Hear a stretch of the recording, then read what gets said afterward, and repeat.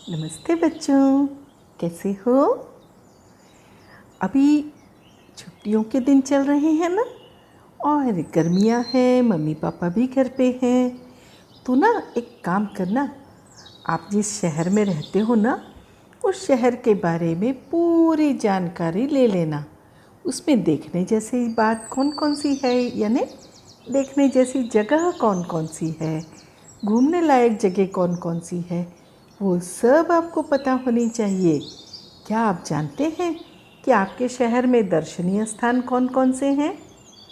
अब मॉल वगैरह के नाम मत लेना कि फलाना मॉल अच्छा है और ये वाली दुकानें अच्छी हैं। मैं जो बात कर रही हूँ वो दुकानों की या मॉल की नहीं कर रही हूँ।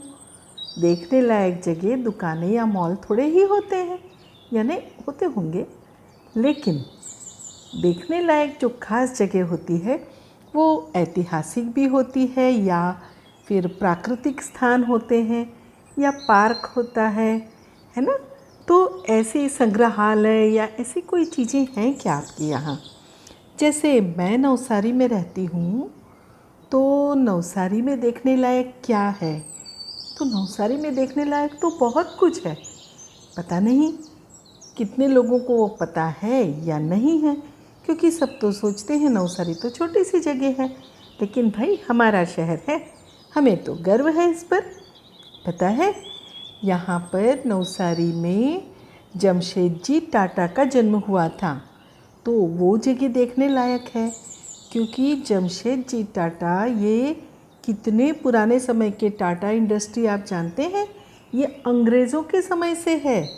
और टाटा स्टील जो है ये अंग्रेज़ों के समय में उन्होंने शुरू की थी, और जब अंग्रेज़ों को रेल की पटरियां डालनी थी तब उन्होंने टाटा स्टील के पास से जो है वो पटरियां डालने के लिए स्टील खरीदा था। तो इतनी पुरानी कंपनी है।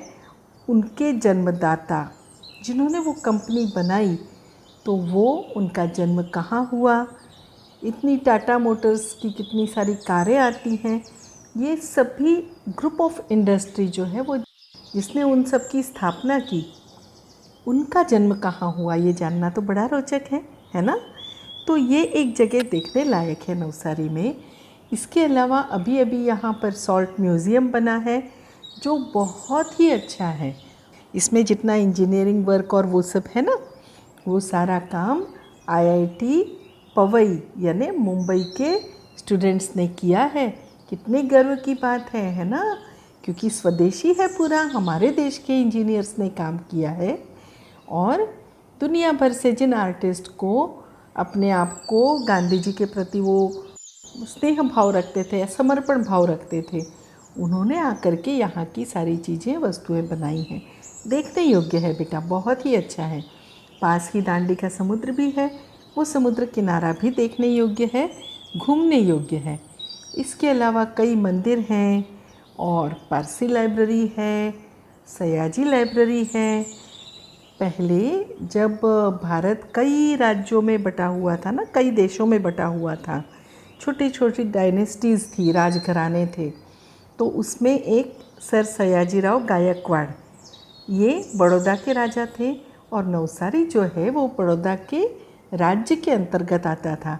इसलिए यहाँ की प्रसिद्ध लाइब्रेरी है सयाजी लाइब्रेरी, जो सयाजीराव गायकवाड़ के नाम पर बनाई गई है। और पारसी लाइब्रेरी है, वो तो कितनी पुरानी है। वहाँ पर पारसी गुरुओं ने जो उनके जो हस्तलिखित ग्रंथ हैं ना, वो भी वहाँ पर संग्रहित हैं।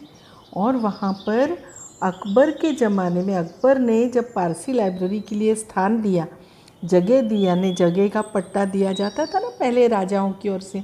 और आप तो जानते हैं कि पहले तो भारतीय ही राजा हुआ करते थे, फिर बाद में मुग़ल आए, उन्होंने आक्रमण कर के सब जगह वो किया। तो फिर जब वो अकबर के अंडर में पूरा सारा देश लगभग आ गया था, उस समय पारसी लाइब्रेरी के लिए उन्होंने जो जगह दी थी, तो वो भी उनके हस्ताक्षर वाला जो पेपर्स हैं वो भी पारसी लाइब्रेरी में हैं। और पारसी धर्मगुरुओं के हस्तलिखित जो मूल ग्रंथ हैं वो भी वहाँ पर संग्रहित हैं। तो ऐसे हमारे शहर में इतना कुछ है। तो आपके वहाँ भी बहुत कुछ होगा, है ना? तो जानने की कोशिश कीजिए, अपने मम्मी पापा से पूछिए कि वहाँ क्या क्या है देखने लायक। और अब जब भी जाने का वक्त मिले और मौका हो तो बिल्कुल मत छोड़ना, अपने शहर का परिचय तो हमें होना ही चाहिए, है ना? तो चलो अब हम आज की कहानी के बारे में बात करते हैं। आपने गौतम बुद्ध का नाम तो सुना ही है ना? कई बार मैंने गौतम बुद्ध की कहानियाँ सुनाई हैं। तो आज भी गौतम बुद्ध की ऐसी ही एक प्रेरक कहानी है। आप जानते हैं गौतम बुद्ध एक शहर से दूसरे शहर जाते थे, वहाँ विहार करते थे, फिर कहीं और जाते थे और वहाँ विहार करते थे, वहाँ थोड़े प्रवचन देते थे, लोगों के कोई प्रश्न होते तो वो प्रश्नों के भी उत्तर दिया करते थे। तो ऐसे ही वो किसी शहर में गए हुए थे। वहाँ पर जाकर के उन्होंने रहते थे ना, कुछ समय कुछ दिन रहते थे वहाँ पर। तो वो वहाँ विहार कर रहे थे, तो उनसे मिलने के लिए गांव के लोग आए हुए थे। अब गांव के लोग थे, उनके वो तो सब परिवार आते थे, है ना, बाल बच्चों के साथ में सब आते थे। क्योंकि ऐसा कहा जाता है कि संत लोगों के तो दर्शन भी करना बहुत पुण्य का काम होता है। तो इसलिए उनके दर्शन करने के लिए कुछ लोग आते थे। और बच्चे तो बड़े भोले भाले मासूम होते हैं, तो सभी का मन मोह लेते हैं। तो ऐसे ही एक बच्चा जो है वो गौतम बुद्ध के बगल में बैठा हुआ था। और क्या हुआ कि तब उन्होंने देखा वहाँ से कुछ पुलिस के लोग यानी सिपाही लोग थे, वो किसी व्यक्ति को पकड़कर ले जा रहे थे। तो उस बच्चे ने पूछा, अरे ये एक आदमी को ऐसे इधर उधर से सब चारों तरफ से सिपाही लेकर के जा रहे हैं, इतने सारे पुलिस वालों के साथ में, सिपाहियों के साथ में, तो ये कौन है और इतने सारे सिपाही उसके साथ क्यों हैं? तो गौतम बुद्ध ने कहा कि बेटा वो ना कोई चोर होगा, उसने कोई चोरी की होगी या फिर कोई अपराधी होगा, इसलिए उसे सिपाही पकड़कर ले जा रहे हैं। तो उसने कहा अच्छा अच्छा ऐसा है क्या? उतने में क्या हुआ, थोड़ी देर बाद वहाँ से राजा की सवारी निकली। राजा पालकी में जा रहा था, नगर भ्रमण के लिए निकला था, और उसके साथ भी बहुत सारे सिपाही थे। तो फिर वो बच्चे ने देखा, जैसे ही इतने सारे सिपाही और एक आदमी के अगल बगल दिखे, तो वो बोला, अरे अरे देखो एक और चोर आ रहा है, एक और चोर आ रहा है। तो गौतम बुद्ध ने उसे देखा तो उन्हें ख्याल आया कि अरे ये तो महाराज हैं। और उसको हंसी आ गई उस बच्चे की मासूमियत पर, उसकी अबोधिता पर। वे मुस्कुराते हुए बोले, नहीं बेटा, ये तो यहाँ के महाराज हैं और महाराज यहाँ से नगर भ्रमण के लिए निकले हैं। तो उसने कहा, हाँ ऐसे कैसे? एक आदमी के साथ में इतने सारे सिपाही थे, वो चोर था, तो ये दूसरा राजा कैसे? क्या राजा नाम का चोर है? तो गौतम बुद्ध ने कहा, नहीं बेटा, ये राजा नाम का चोर नहीं है, ये तो राजा ही है, महाराज हैं, यहाँ के शासक हैं। तो जब यहाँ पास से निकले ना तो तुम भी उन्हें प्रणाम करना। तो उसने कहा, अच्छा ऐसा है, तो राजा में और चोर में क्या अंतर है? और जब राजा ने चोरी नहीं की तो उसके आसपास इतने सारे सिपाही क्यों हैं? तो गौतम बुद्ध ने उसको समझाते हुए कहा कि देखो बेटा, ये ना राजा हैं और वो चोर था, तो चोर में और राजा में तो ज़मीन आसमान का अंतर होता है। तो वो बड़ी आंखें करके पूछने लगा, हैं ज़मीन आसमान का अंतर होता है? ऐसे कैसे, मतलब क्या अंतर होता है? तो गौतम बुद्ध ने समझाया, देखो ऐसा है, वो चोर या अपराधी जो होता है उसने अपराध किया होता है, इसलिए सिपाही उसको पकड़ के लेके जाते हैं। फिर वो उसको बंद करके किसी कमरे में रखते हैं। उसको जो खाने के लिए दिया जाए वो उसको खाना पड़ता है, जहाँ उसको ले जाया जाए उसको जाना पड़ता है, जहाँ उसे रोका जाए उसे रुकना पड़ता है, जहाँ उसे रहने को कहा जाए वहीं उसे रहना पड़ता है, और जिस परिस्थिति में रहने को कहा जाए उसी परिस्थिति में उसको रहना पड़ता है। लेकिन जो राजा होता है ना, उसका बिल्कुल उल्टा होता है। राजा की सुरक्षा के लिए सारे सिपाही होते हैं। राजा जहाँ कहे सिपाहियों को वहाँ जाना पड़ता है। राजा कहे रुको तो सिपाहियों को रुकना पड़ता है। राजा कहे चलो तो सिपाहियों को चलना पड़ता है। राजा जो भी कहे वो सारी बातें जो हैं वो सिपाहियों को माननी पड़ती है। वो बच्चा एकदम सुन रहा था ध्यान से। वो बोला अरे ये तो बहुत बड़ा फ़र्क है, सच में बहुत बड़ा फ़र्क है। तो गौतम बुद्ध ने कहा हाँ बेटा, और ऐसा ही हम इंसानों का भी होता है, हम लोगों के भीतर भी होता है। तो आसपास बैठे हुए शिष्यगण और मिलने आए हुए गांव के लोग भी सुनने लगे कि ऐसा भी हमारे भीतर होता है या नहीं क्या। तो गौतम बुद्ध ने समझाते हुए कहा देखो हम सब के भीतर लोभ, मोह, क्रोध, ईर्ष्या, चोरी करने की इच्छा और अहंकार और ऐसे बहुत सारे दुर्गुण रूपी सिपाही होते हैं, है ना। मान लो कि वो सिपाही हैं। अब ये सिपाही जिसके अंदर होते हैं, सभी के अंदर होते हैं, लेकिन जिस व्यक्ति के कंट्रोल में होते हैं, यानी कि वो ना चाहे तो अहंकार बढ़ने ना दे, वो ना चाहे तो ईर्ष्या को स्थान ना मिले, वो ना चाहे तो उसे गुस्सा ना आए, ऐसे मुक्त आत्मा को जो है वो सिपाही कुछ नहीं कर सकते हैं। तो जिसकी आत्मा मुक्त होती है वो राजा होता है और उसके ही कंट्रोल में सारे सिपाही होते हैं और कोई भी दुर्गुण उसे हिला नहीं सकता। उसके इच्छा के बिना वो दुर्गुण कुछ भी नहीं कर सकते, यानी वो दुर्गुण होते ज़रूर हैं लेकिन उसका कोई भी असर उस मुक्त आत्मा पर नहीं होता।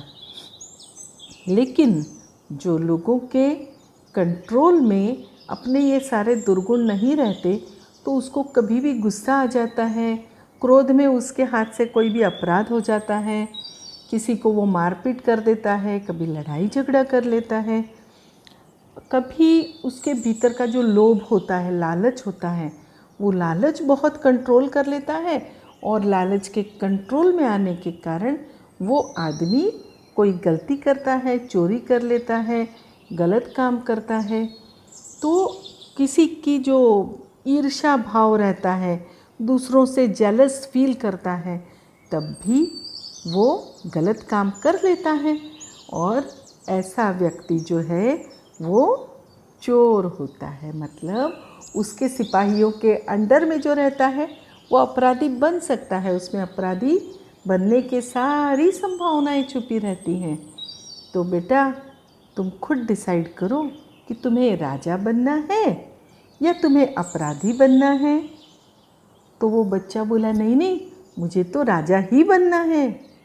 तो बच्चों आप भी सोचो कि क्या आपके कंट्रोल में आपका गुस्सा है, क्या आपके कंट्रोल में आपका लालच है, क्या आप कभी किसी से ईर्ष्या करते हैं तो उसकी कोई अच्छी सी चीज़ तोड़ देते हैं या उसे परेशान करते हैं। आप ही बताइए बच्चों, क्योंकि ये बहुत ही इम्पोर्टेंट है। यदि हमारे भीतर जो भी बुरी बातें हैं, यानी हमारा गुस्सा है, हमारी ईर्ष्या है, हमारा लोभ है, हमारा मोह है या हम अहंकारी हैं, तो हमारे अहंकार से भी हम दूसरे को चोट पहुंचाते हैं। तो क्या आप राजा हैं या आप इन सारे दुर्गुणों के कंट्रोल में रहने वाले व्यक्ति हैं? और यदि हैं भी तो क्या आप राजा बनना नहीं चाहते? ज़रूर चाहते होंगे, है ना। तो राजा तो आपको बनना ही है, आपको ज़रूर राजा बनना है और राजा बन के ही दिखाना है। तभी तो आपकी मम्मी कहेगी तुम तो मेरे राजा बेटा हो, तुम मेरी रानी बिटिया हो, है ना। तो आपको वैसा ही बनना है। वैसे एक राज की बात बताऊं? अच्छा पहले तो आप बताओ कि जब आपका मनपसंद काम आपकी मम्मी ने आपकी इच्छा पूरी नहीं की, माँ मुझे ये चाहिए ऐसे कहा और माँ ने वो ख़रीद के नहीं दिया या आपको वो चीज़ ला के नहीं दी, तो क्या आपने कभी ऐसे किया है? हाथ पैर पटक पटक के रोए, बहुत सारा तमाशा किया, ऐसा कुछ किया है आपने? पता नहीं किया या नहीं। आप घर बैठे मेरे सवालों का क्या जवाब दे रहे हो ये तो मैं नहीं जानती, लेकिन मैं एक राज की बात मेरे बारे में बताती हूँ। हम जब छोटे थे ना, यानी हम सारी बहनें जब छोटे थे ना, तो कभी ऐसे ज़िद की ना कि आई मुझे ये चाहिए, आई मुझे वो चाहिए।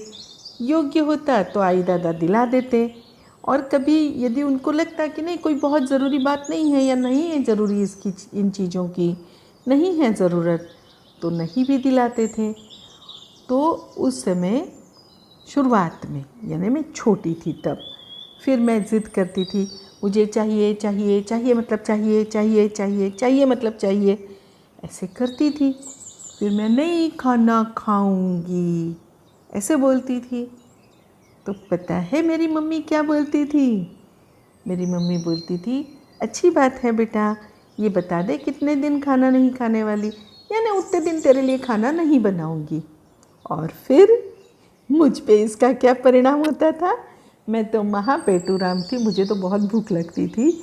तो फिर मैं तुरंत बोलती थी नहीं मैं डबल खाना खाने वाली हूँ।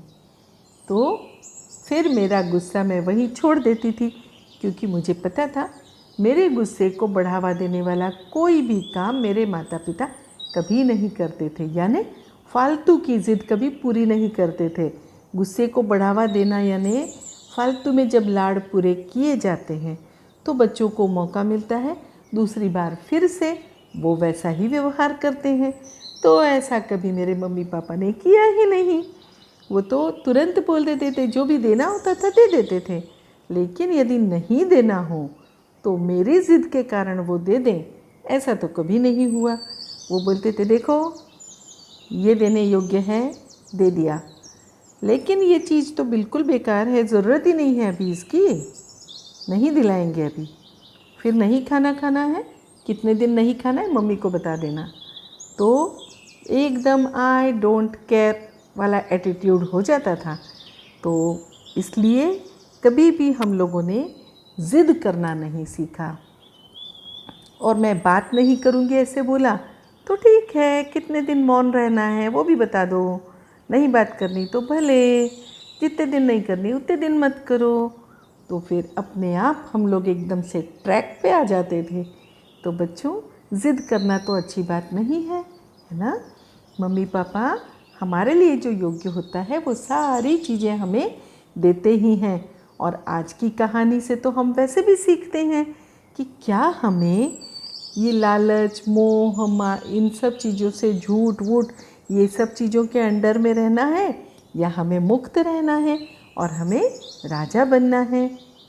तो मेरे प्यारे रानी बिटिया सारी और राजा बेटे सारे, आप सब मुक्त बनो, राजा ही बनो, और अपने माता पिता को खुश रखो, माता पिता का नाम रोशन करो, और इस पूरी दुनिया को एक बहुत अच्छा सच्चा रास्ता दिखाना है। आप ही तो मेरी दुनिया को आगे बढ़ाएंगे, शांति का मार्ग दिखाएंगे और दुनिया में भारत का नाम रोशन करेंगे। आप सभी को ढेर सारी शुभकामनाएं। मैं चलती हूँ, बाय।